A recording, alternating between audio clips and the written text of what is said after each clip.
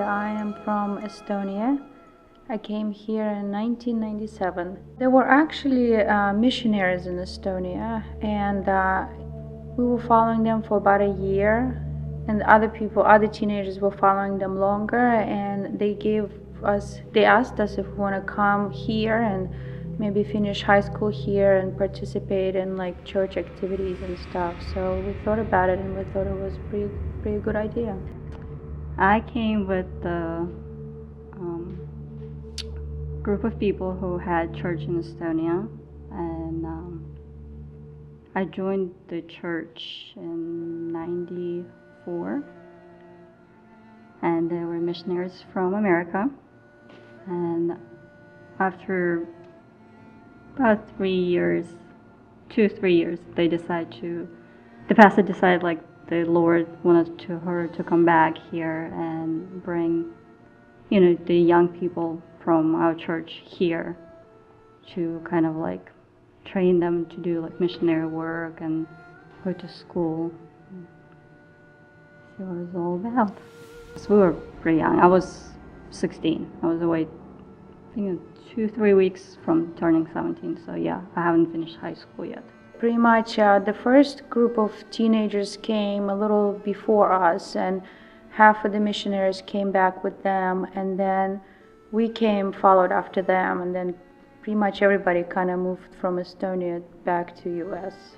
No, it was more like an opportunity. Like we were told that we can finish high school and we can do some ministries in US, and we could learn how like teenagers here are and people in general. So it really felt like a really fun idea to come and experience that. Yeah, they helped us get the paperwork together, and my grandparents actually gave me the money to buy the ticket and all. Yeah, we had to do paperwork, and we actually had to pay for our own tickets to come here. So we were just under student visa, so we didn't even know like all the laws that had to come with that for us to work. So we had no clue.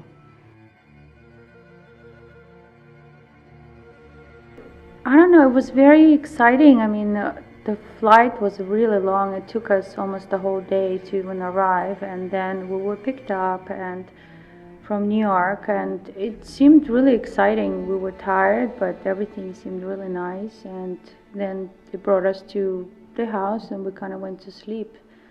So it wasn't bad, and it was nice to see all our friends who left before us.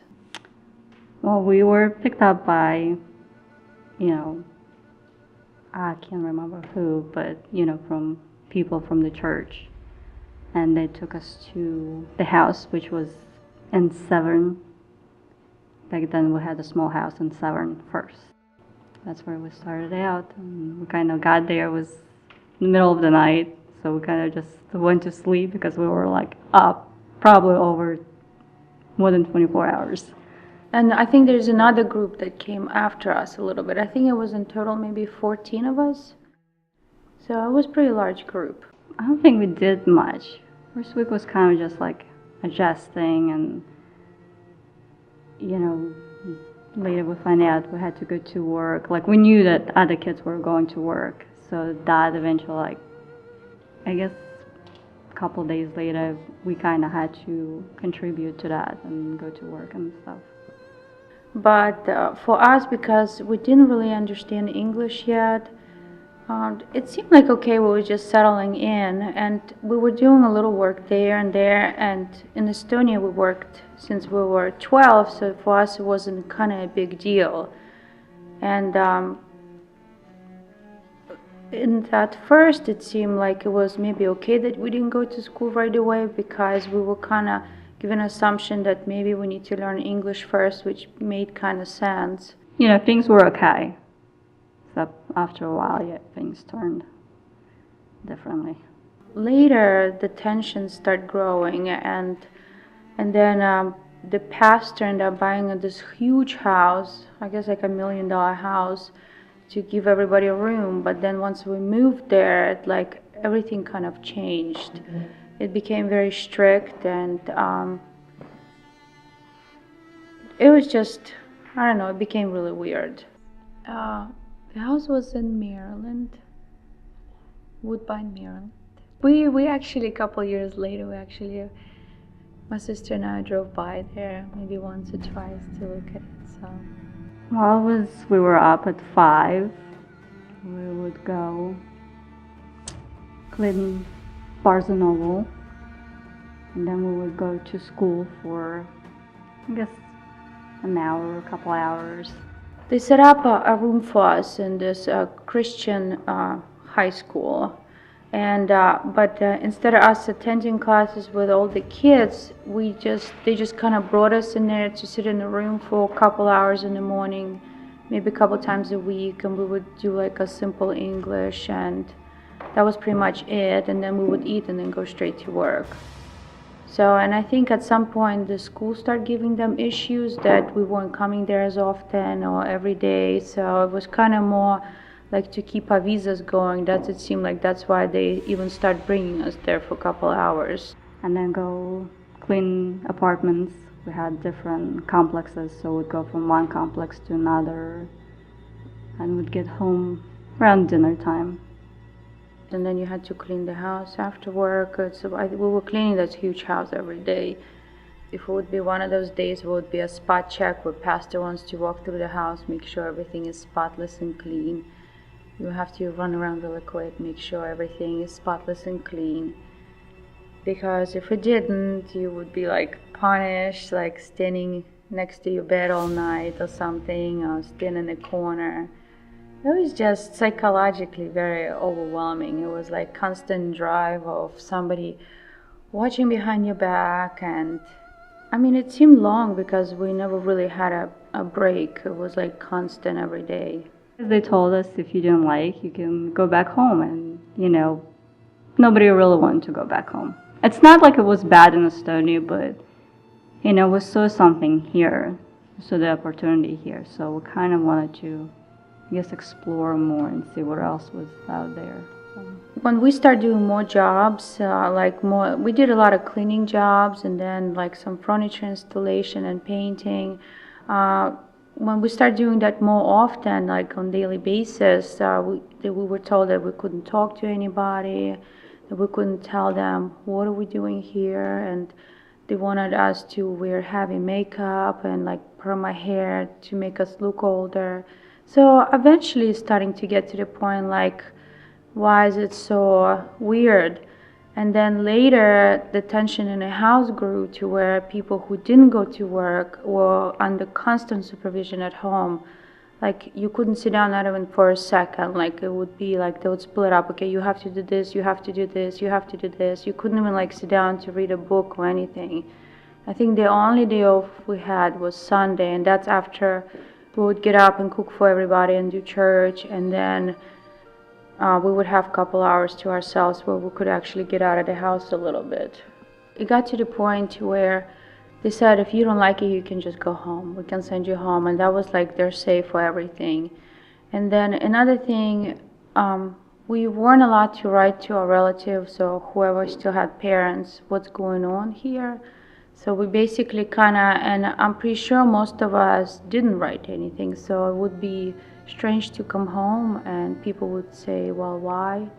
And then at home things weren't doing well. So, and then we came here to do high school and, just learn the culture. So it felt like, it was hard to make decisions. And as a teenager, being away from adults, I guess it was like no way of making decisions. Well, we were allowed to write our parents, but we weren't allowed to tell them what was going on. Just things like how we were doing and things like that, but nothing like that we were working. Or when we would go to the mall, we weren't allowed to like talk to people, so we kind of had to stay within our group so that people didn't pick up on something was fishy going on. We got paid once a week, and it ranged from like $5 to about $15 a week. Maybe $20, $30, $40 for a while, but then it stopped. So there was no money or anything like that. So once I was actually given opportunity eventually to go with the guys and build furniture, and that was actually fun. It was a break from cleaning, and you actually was working with other group of people from different companies, so it seemed like you were able to see somebody else from outside of your circle, and then you got paid. I think the couple days before they came and I guess rescued us, I got my first pay was $75, and I was like blown away. I was like, whoa. And I think church was stressful too, because everybody had to pray out loud in English, and I wouldn't say everybody's comfortable praying out loud in front of everyone and in a language that you're not really familiar. So you would actually be punished for that if you didn't, like, to where they'll make you sit and pray all night. I don't know, it was just, looking back at it, it could have been different, you know. That's the moment that could have been just left alone, and, you know, and just do the whole church a little bit different, since the whole idea is to come and do high school and participate, you know, with the ministry. So it was actually my sister Julia Rastas. She was actually the one who was part of it. The pastor had a daughter who came and stayed with us for a while, and she is, I wouldn't say she is a very religious like lady, but, and she was in her, I say, early 30s or late 20s, and she also had a 5-year-old daughter. Her mom and her, I don't think, always got along, so when it was time to go for her, the pastor's daughter is the one who contacted I guess one of the government agencies about us being there. And the reason why she contacted us is because she came under assumption that we were treated like slaves, and even her 5-year-old daughter would call us Russian slaves. So she contacted the government, and my sister and Joyce Perdue's daughter became really close while Lauren was staying there. And so they kind of was able to contact my sister and ask questions. And then Julie had to kind of clean the office, and she was able, I guess, to scope a couple of documents. And I mean, Julie was a pro because nobody knew. Actually, I was at Barnes & Noble. We just got inside because it was like before our, the store opened. So the manager let us in, and then we had to go to the back room and get, this cleaning supply and stuff. And as soon as I came out of the room with the key, there were people standing outside and telling us that we had to go with them. It was weird because we were getting ready for work, and then snipers and police, ran into the house, and you were kind of like brought out of the house at the gunpoint. It was really strange. It was very strange. They handcuffed us and put in a car and took us to the immigration office. We were brought in an office where there was a lot of questioning going on. We were there all day. They were, taking our names, interviews, and things like that. And so then, taking pictures. So basically, like, you were arrested. So basically, like, the same thing was happening. And I would spend all day there, and then they separated us by groups. The people who were over 18, they took them to jail somewhere. And there was 5 of us left. We were under 18, and we stayed like till late. Then that night we were supposed to go to a shelter in PA, but it was a shelter / juvie, and the shelter didn't have enough beds, so we actually went on the juvie side. I was actually in shelter. Yeah, I never went to detention. I was in shelter, and I was there, I guess, about 2-3 weeks before my 18th birthday, and then they had to take me to the prison. So we sat in the juvie for a couple months until they opened up beds. Well, we had some classes, but they actually kind of had to look for some things to challenge us because our education in Estonia was so high to where they were amazed that we like knew everything. But besides that, the juvie was very strict. You couldn't move from one place to another without asking permission, and you were in the locked cells, at certain times, and you had to exercise. But I honestly say I don't think juvie was worse than being in that house, because even though you were in this like criminal-like environment for a minute, it still felt like you were able to be a teenager again. Like you were treated as a kid. I spent that time in prison by myself. Yes, York County Prison. But I was in maximum security with all the, let's say murderers and other people. Yeah, it was scary, but actually my first night there was a fight broke out, and one lady actually shielded me, make sure that nothing happened to me. So, but the whole experience wasn't too bad, I slept on the bed that was out in the middle of the floor where they had the TV and the tables, because everything else was blocked. Actually, I was in maximum security for maybe 2-3 weeks, and then they moved me to a minimum security because they had room opened up, and that's when the INS people came and they talked to me, and they said that they found a family who, actually the lady who was willing to take me in, so, and then I was released.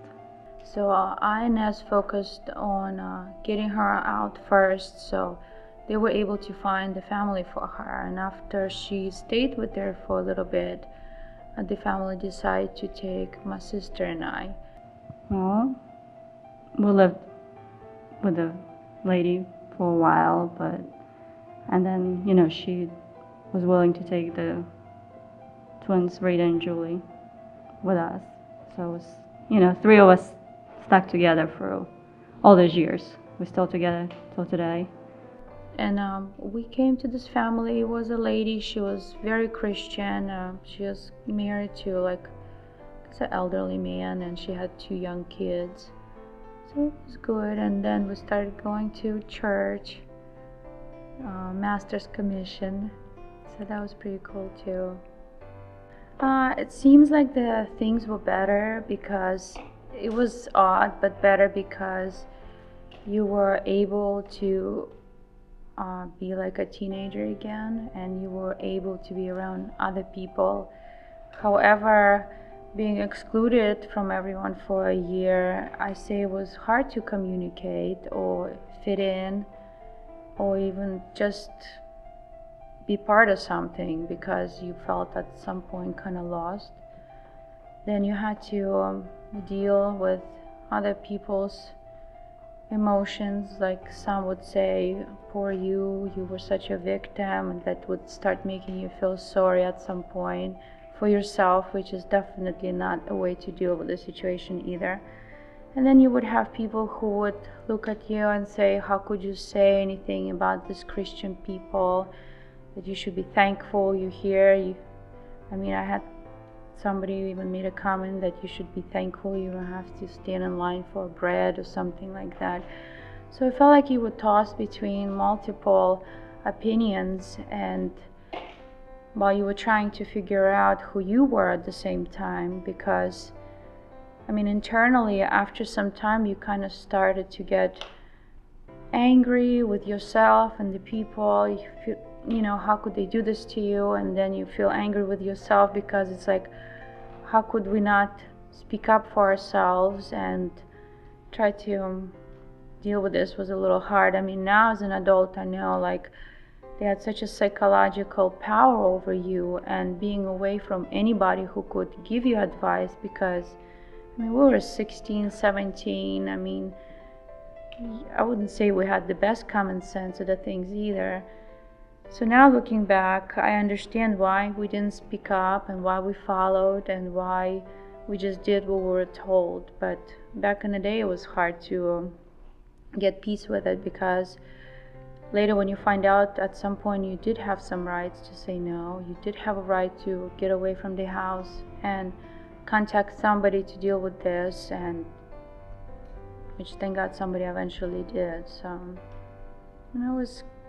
it took a few years after that to kind of find your place, and maybe not the best choices afterwards, but everything came into place with time. Some of our relatives were like, "Are you okay?" And some relatives, "Are you lying because you never told us?" So it was kind of like weird. It's almost made you want to step away from them too, because I don't know, they didn't seem like they were much help either. So we went back to school. It was actually in the middle of the year. I say a year and a half after we were staying with the family, when the courts were finished, and then the government made Joyce Purdue to pay everyone like $4,500. So we were able to take that money and give it to Board of Education, because we actually couldn't go to school for free. So we were able to pay and attend the high school and finish it finally. So quite a bit years later, I went back to college, and yes, I finished nursing school. I'm a nurse now, but I'm still continuing my education, because at some point I'll be a nurse practitioner, hopefully. So. Well, after the court, we went to court, but I know they were sentenced to jail. Short time, but they had to go. And right now, I know Joyce lives in New York. I don't know if she's with her husband or not, but I know she's there. And then her right-hand guy, who was right after her, him and his wife actually go to church here in Ellicott City. I actually saw them, I guess it was early this year, and he actually apologized to me for what happened. So, yeah.